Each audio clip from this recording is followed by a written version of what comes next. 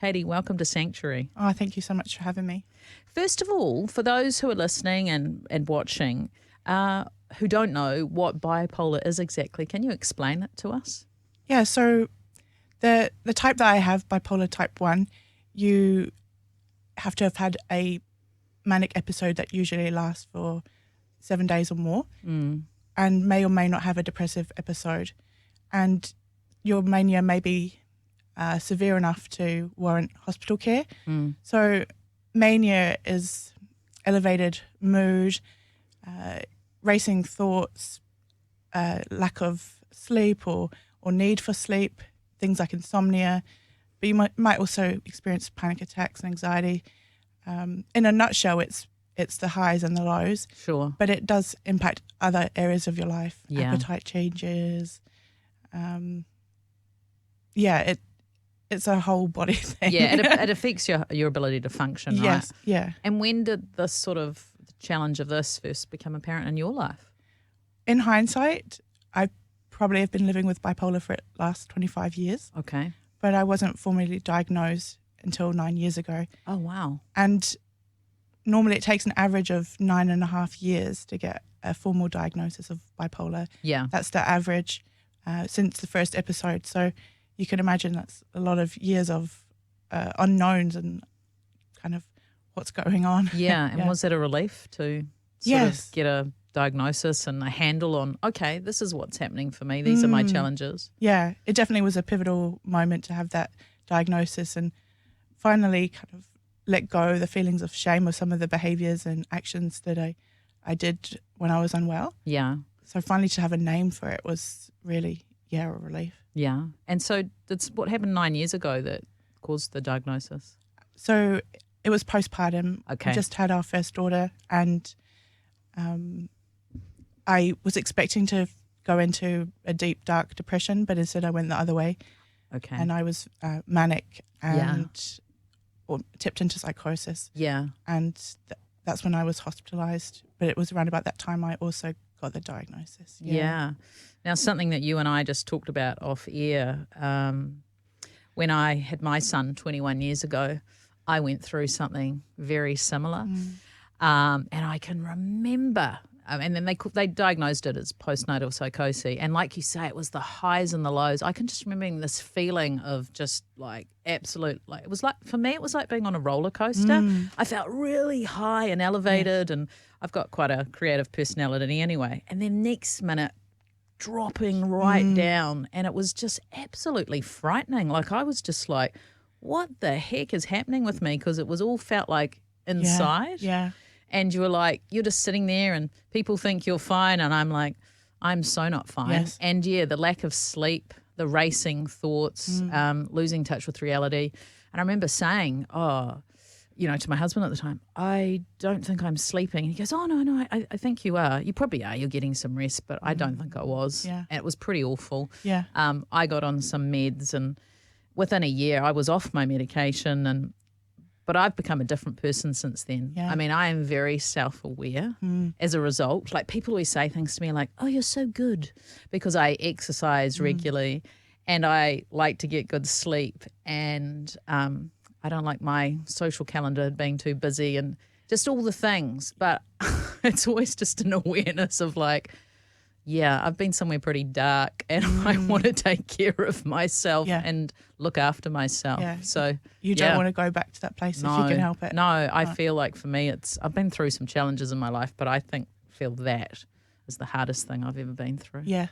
And it's hard for you to go through, but it's also hard for your family to go through as well. And I know, because nobody knows what's going on because it's quite rare, isn't it? Well, they don't know how to help and when you're so unwell, you start to lose that insight and that judgment.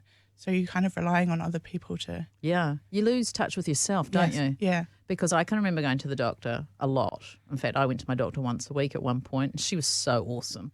She never rushed me or anything. And I remember a doctor saying to me, oh, what are your interests? And I just sat there and I was blank. I mean, now, I exercise, I play the guitar, I swim, I'm somebody with diverse interests, but it was like, I just didn't even have an answer. I Yeah. didn't even know what they were talking about. And then they said to me, "Oh, you seem a little bit out of touch with where you're at." And I'm like, I don't even know what they were talking about. Yeah. Like, it's a different land, isn't it? Yeah. And I'm a writer, and I was losing my language in a way. Wow. One experience before the diagnosis and before the postpartum experience, I was working at a corporate and I was on filing because I was finding everything else so hard. And I asked my friend, what comes first, K or P? And she thought I was joking, but I literally couldn't remember the order of the alphabet. And so that was so destabilizing for me as a person who loves language. And, that's Sure. my world. Indeed. Yeah. So I love the way you've embraced this, though, that you accept that this part of your life, and you're quite an advocate, aren't you? Yeah. I've seen you on LinkedIn, and you've gone to places and talked about making, say, workplaces more friendly for, as you say, bipolar folk. Yeah. What does that look like to be a more friendly workplace for those of us who might struggle with this? So I really have a vision to live in a world where you're no longer considered brave if you share you've got bipolar. And I think what that takes is compassion and curiosity and, just getting rid of assumptions and talking to people. Like making space for those tough conversations and asking people how they are and what they need and being willing to make those adjustments. Yeah. And we know that people that are treated well, they're more likely to stay at that job, they're more likely to be loyal, Yeah. they're more likely to perform better. So it's a win-win situation. And I really believe that work can be a source of harm or a source of joy. No, that's so true. So why not try and make it a source of joy? Yeah, yeah, that's so good. And so for you, how do you manage with living with bipolar? What are the things in your world that help that help you have a good life? Yeah. Sure. So I've had to really kind of define and redefine what success looks like for me. And I'm self-employed, so I'm able to kind of architect this life for myself where I can decide where I want to work or when I want to work or how I want to work and even like who I get to work with. So having that autonomy has been so important for me. Yeah. And I'm actually more productive. I'm more creative Yeah. because I'm looking after myself. And Yeah. I take mental health days and I sometimes take mental health weeks. And like you said before, I'm aware. I know when I'm starting to tip into depression or, rise up into an elevated mood. So I can course correct. Yes. And I've got a really good doctor as well. Great. Unfortunately, she moved to the UK, so at the moment we're doing phone consults. Oh, that's awesome. You can But we're still Yeah. doing it. And, she will, if I tell her I'm stressed about something, or if I tell her that I'm starting to slip, she'll tell me outright, you need to stop doing that, or you need to leave that job, or, she's got my well-being at heart, but she's not afraid to say the tough thing. Yeah, that's a blessing. Yeah, such a blessing. And to be able to say, well, doctor's orders, Yeah.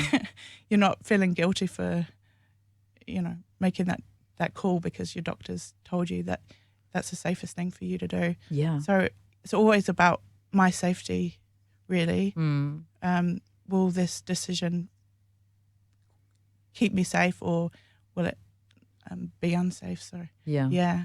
I love the fact that you're willing to talk about it. I probably haven't talked about it on the radio for quite some time. I remember when I was sick and, I was getting better, but, I went to the supermarket and I just got overwhelmed and had to abandon the trolley and go home. And around that time, I remember picking up, do you remember Next magazine? Yeah. Doesn't exist anymore.